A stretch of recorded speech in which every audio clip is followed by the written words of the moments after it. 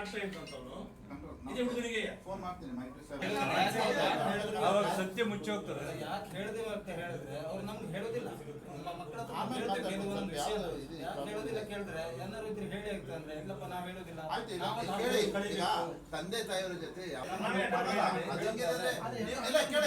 ಈಗ ನಿಮ್ಗೆ ಅಷ್ಟು ಡೌಟ್ ಇದ್ದಾಗ ಹೋಗಿ ಟೀಚರ್ಸ್ ಹತ್ರ ಕೇಳಿ, ನಮ್ಮ ಹುಡುಗಿನ ಮನೆಗೆ ಕರ್ಕೊಂಡು ಹೋಗ್ತೀನಿ. ಇದೇ ರೀತಿ ಆ ಕಡೆ ರಾಷ್ಟ್ರೀಯ ಪ್ರಕರಣ ಮುಚ್ಚಲ ಹೋಯ್ತು, ಬೇರೆ ಕಡೆ ಬಿಡ್ರಿ. ಹಾಗಾಗಿ ಮುಂದೆ ಇದು ಮತ್ತೆ ಆಗಬಾರ್ದು. ಅದೇ ಯಾಕಂದ್ರೆ ನಮ್ಮ ಪ್ರಕಾರ ಏನ್ ತನಿಖೆ ಮಾಡೋದು ತಪ್ಪ ಬೇಡಿಕೆ ಅಂತ ಏನು ಕೇಳಿದ್ರೆ ಇದು ಯಾಕೆ ನಿನ್ನೆ ಅವ್ರ ಮನೆಯಾಗ ತಂದೆ ತಾಯಿ ಮಾತಾಡಿದಾಗ ಇದು ಆತ್ಮಹತ್ಯೆ ಮಾಡ್ಕೊಳ್ತಕ್ಕಂಥ ಪರಿಸ್ಥಿತಿಲ್ಲ, ಹುಡುಗ ಇಲ್ಲ, ಮತ್ತು ಅದು ಆತ್ಮಹತ್ಯೆ ಅಲ್ಲದನ್ನೋದು ಅವ್ರ ತಂದೆ ಮತ್ತು ಅವ್ರ ತಾಯಿ ನಮ್ಮ ನೇರವಾಗಿ ಹೇಳಿದ್ದಾರೆ. ಹಾಗಾಗಿ ಸಮಾಜದವ್ರು ಸಹಿತ ಹೇಳ್ತಾರೆ. ಈಗ ಸಮಾಜದವರು ಸೇರಿಕೊಂಡಿದ್ದಾರೆ, ಉಳಿದೆಲ್ಲ ಸಾರ್ವಜನಿಕವಾಗಿ ಸೇರಿಕೊಂಡಿದ್ದಾರೆ. ಇದು ಏನಕ್ಕೆ ಅಂದರೆ ಒಂದು ಬಡ ಒಂದು ಮನೆತನದ ಒಂದು ಹುಡುಗನಿಗೆ ಇದು ನ್ಯಾಯ ಸಿಗಬೇಕು.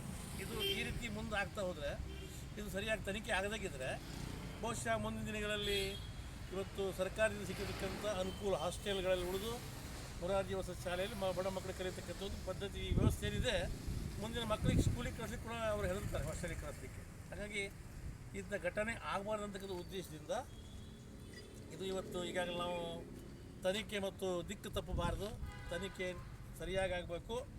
ಮತ್ತು ಇದು ತನಿಖೆಯನ್ನು ಮತ್ತು ಬೇರೆ ತಪ್ಪು ದಿಕ್ಕು ಹೋಗಲಿಕ್ಕೂ ಕೂಡ ಮತ್ತು ನಾವು ಕೊಡೋದಿಲ್ಲ. ಇದಕ್ಕೆ ಹೋರಾಟ ಇದೆ.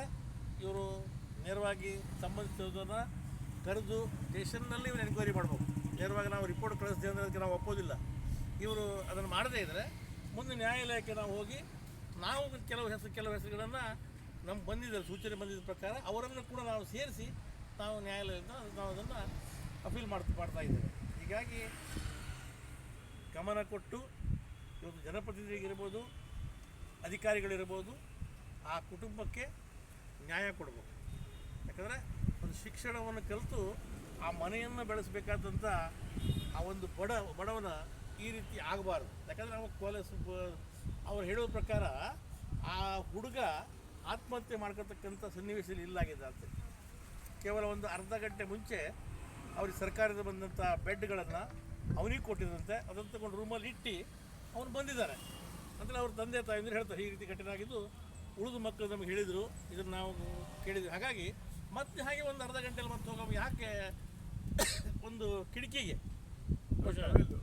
3-4 ಫೂಟ್ ಇರತಕ್ಕಂಥ ಕಿಟಕಿಗೆ ಟೇಬಲಲ್ಲಿ ನೇಣಾಕೊಂಡು, ಟೇಬಲ್ ಯಾವತ್ತೂ ಜಾರೋದಿಲ್ಲ. ನೇಣಾಕೊಳ್ಳಿ ಕಾಟನ್ ಟೇಬಲ್ಲು ಅದು ಹಗ್ಗದ ರೀತಿಯಲ್ಲಿ ಜಾರೋದಿಲ್ಲ, ಆದರೆ ಜಾರಿದ್ರೆ ಮಾತ್ರ ನೇಣಾಗ್ತದೆ. ಹಾಗಾಗಿ ಅವರ ಕುಟುಂಬದವರು ಹೇಳೋದ್ರ ಪ್ರಕಾರ ನಾವು ಅವರ ಬೆಂಬಲಕ್ಕೆ ಬಂದಿದ್ದೇವೆ.